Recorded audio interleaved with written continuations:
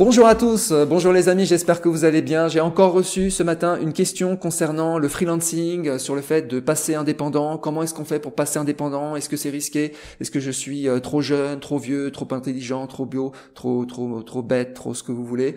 Donc je vais répondre à ces questions. Je reçois régulièrement ce type d'email. Donc j'ai rassemblé toutes les questions et je vais répondre à toutes les questions concernant l'indépendance et le freelancing. Si tel est votre désir, si vous souhaitez devenir indépendant, je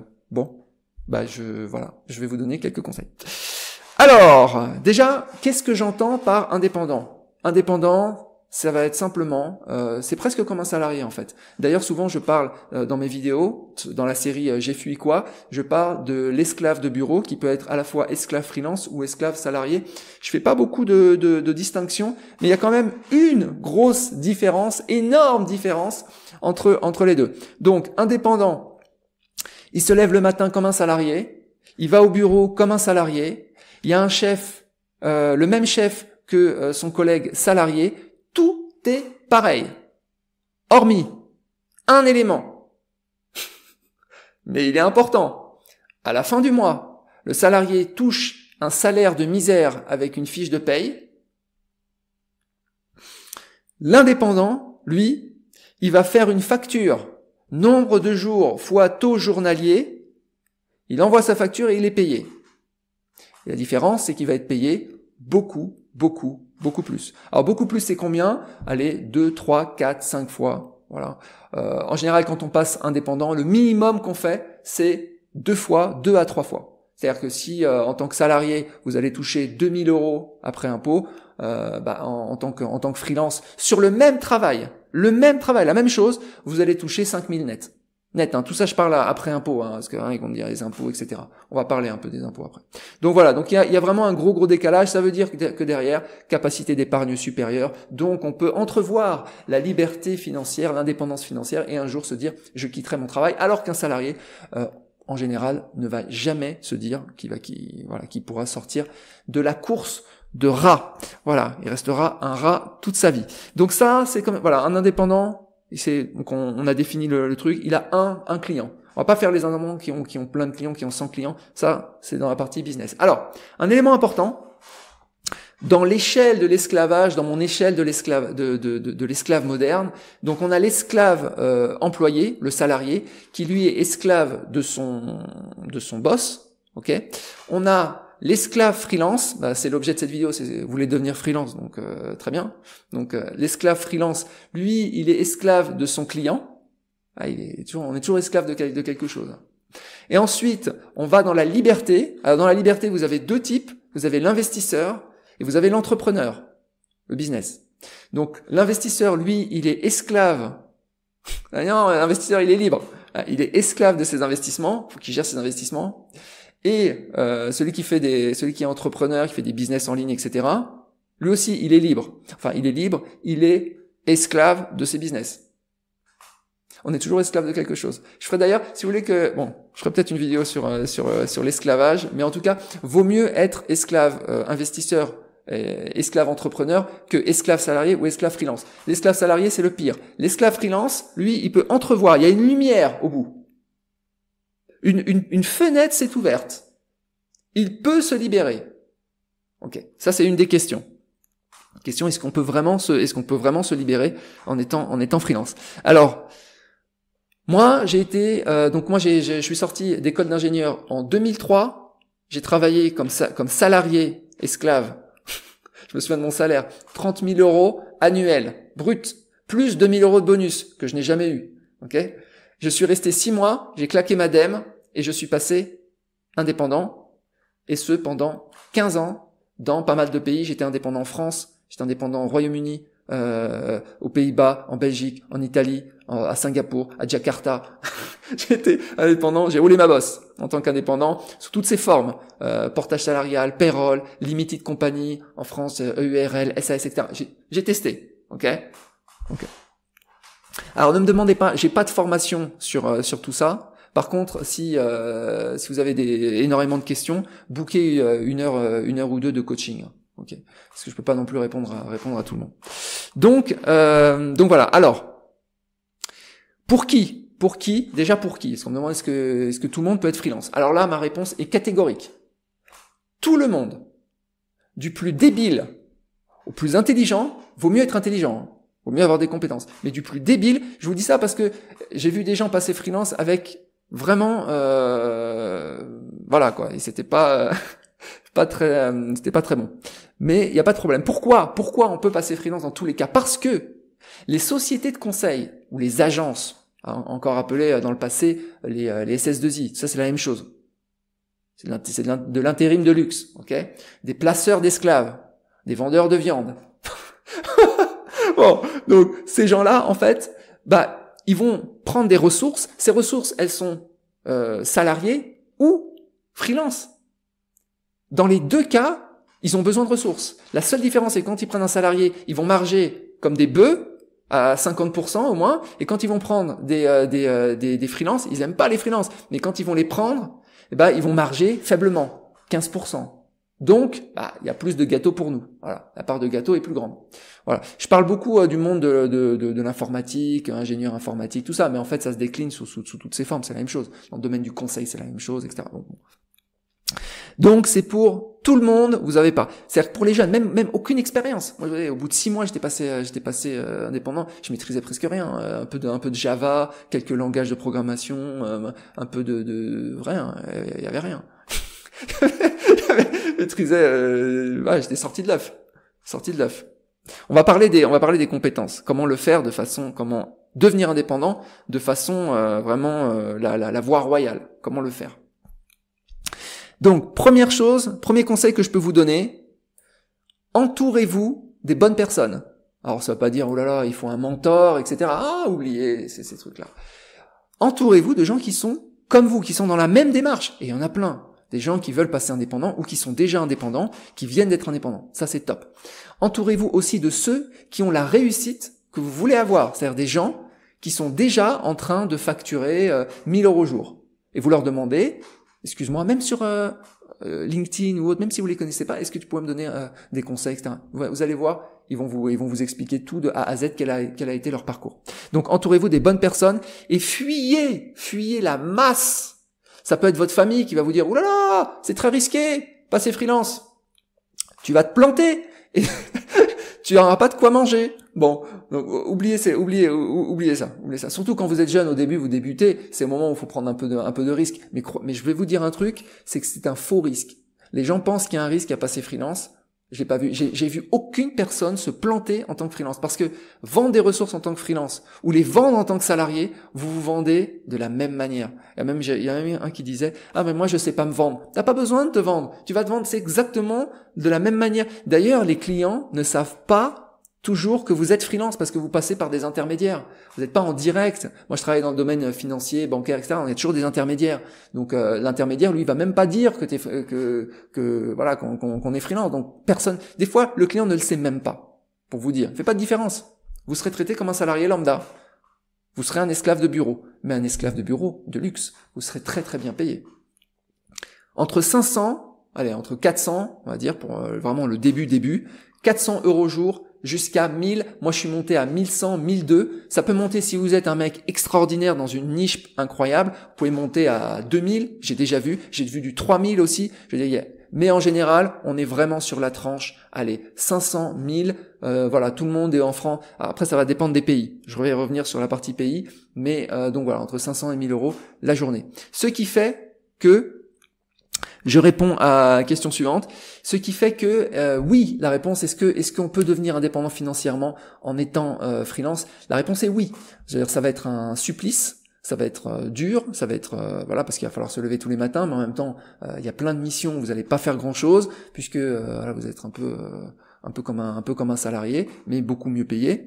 Et donc oui, vous imaginez à 1000 € au jour ou à 800, même 800 € au jour dans des pays où il y a des taxes assez faibles.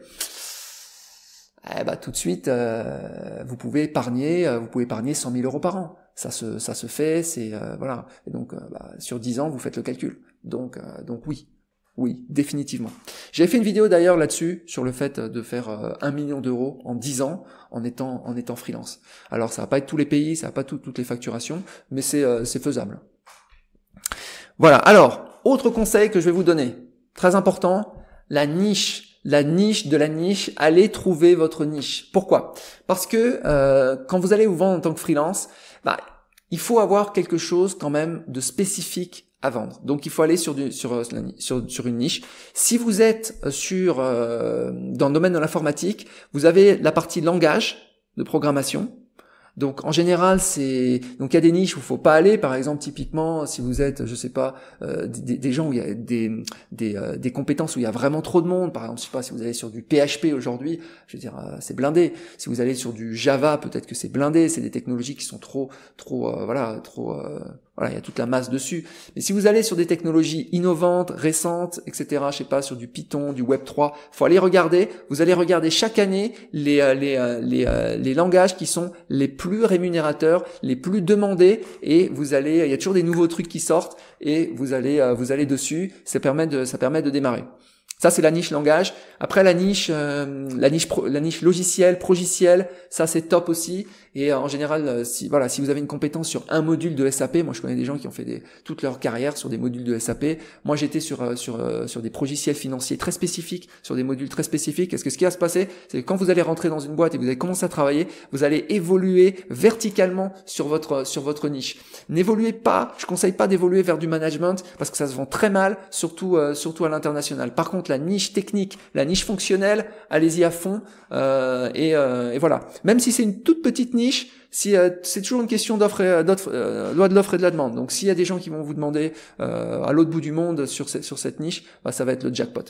J'en viens sur, très important, autre conseil, la disponibilité géographique. Surtout si vous êtes sur une petite niche, faut savoir une chose, c'est que il y a peut-être que vos compétences, elles valent 400 € jour en France, mais ces mêmes compétences, peut-être qu'elles valent 1200 € jour à Hong Kong. Ok? Donc il faut être prêt, il faut être dispo géographiquement. C'est un point essentiel. Moi, c'est comme ça que j'ai pu vraiment augmenter de facture. C'est la disponibilité à l'international. Dispo. Ok? On va là. C'est Sarko qui disait, il faut aller chercher la croissance avec les dents. C'est exactement ça. La croissance, c'est worldwide. Ok? Donc dispo worldwide. Si vous voulez rester dans un pays, c'est un très mauvais choix. Même dans des pays qui sont censés être où il y a plein d'offres, par exemple le Royaume-Uni, etc.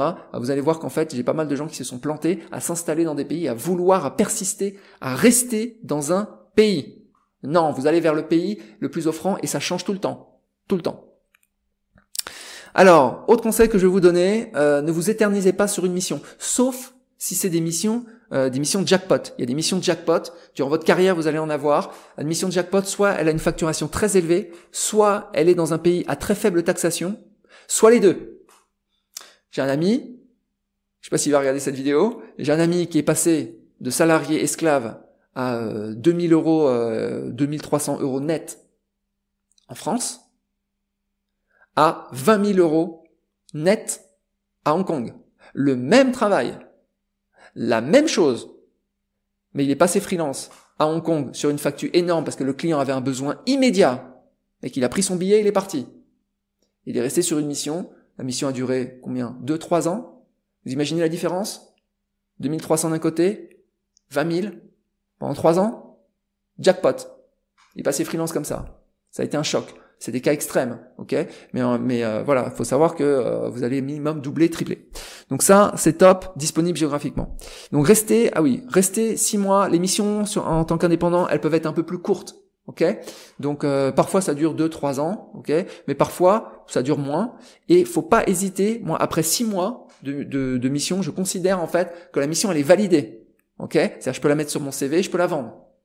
Donc à partir de 6 mois, qu'est-ce qu'on fait? Sauf si c'est une mission de jackpot, hein. Mais si c'est une mission avec une facture normale, vous vous mettez en recherche passive.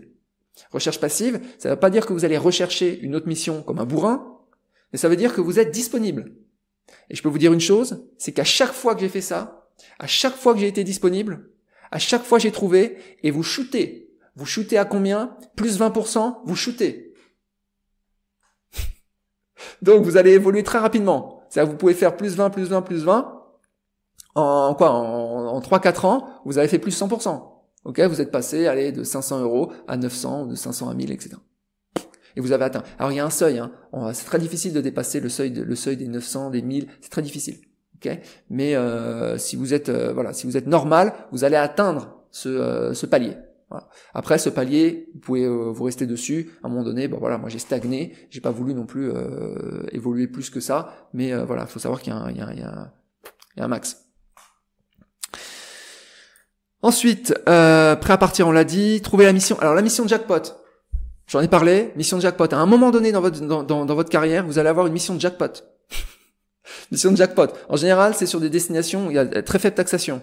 On va avoir Dubaï, Abu Dhabi, Hong Kong, Singapour, etc. Quand vous avez cette mission, vous savez que dans l'année, c'est peut-être la même facture que celle que vous avez en France ou en Belgique ou autre, mais les taxes presque zéro. Donc vous doublez. Donc un an, déjà quand vous étiez freelance par rapport à salarié, un an c'était déjà 3 ans de travail. Bon bah là vous multipliez encore par 2, c'est un an, ça correspond à 6-7 ans de travail, comme si vous étiez salarié. Vous imaginez, en 3 ans vous faites 20 ans. Donc oui, si vous me posez la question, est-ce qu'on peut être libre financièrement? Oui, vous allez pouvoir sortir. Alors important, donc on a dit, alors ne pas faire confiance. Ah oui, un autre élément que je voulais vous dire, c'est ne pas faire confiance aux pays. Tous les pays du monde, tous les pays du monde sont des traîtres. Il n'y a aucune discussion, aucune. Je crois que je vais avoir des problèmes. Je vais terminer comme Julian Assange. Vous allez me voir derrière les barreaux, un de ces quatre. Tous les pays, je le dis, sont des traîtres. Ça veut dire quoi? Ça veut dire que vous rentrez dans avec un niveau de taxation, et tout va changer. C'est-à-dire que ça bouge. Je vais prendre plusieurs exemples. Quelques exemples. Allez, la France. À l'époque où j'étais freelance en France, j'avais mon EURL, etc., on pouvait faire des optimisations salaire-dividende. Ils ont arrêté ça. Deuxième exemple. Bon, ça, c'est la France d'ailleurs, mais la France, ils sont comme ça. Attends, non. C'est pas que la France, hein. Royaume-Uni. Vous tapez IR35. Vous allez comprendre. Pareil, ils ont changé les règles.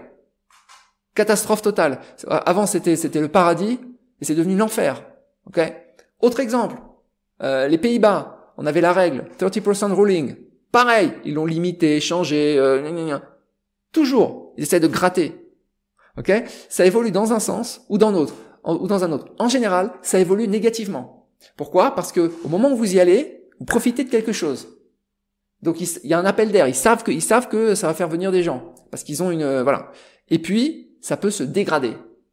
Voilà. Donc quand ça se dégrade, c'est pour ça que en s'installant dans un pays, malheureusement, et en voulant vous forcer à rester dans le pays, malheureusement, vous allez vous faire éclater. Et je connais des indépendants, par exemple au Royaume-Uni, qui sont repassés même salariés. Ils se sont dit, je gagnais plus, mais j'arrête là, c'est pas possible. Bon.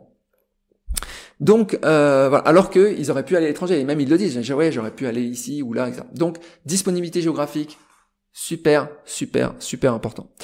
Voilà, donc je vous ai donné quelques conseils. Si vous avez des questions, vous mettez en commentaire, vous m'envoyez un email. Je peux pas répondre à tous les emails parce que là j'en reçois trop, mais si vous voulez des séances de coaching, vous retrouverez ça sur mon site. Je vous souhaite une excellente journée et je vous dis à bientôt. Ciao.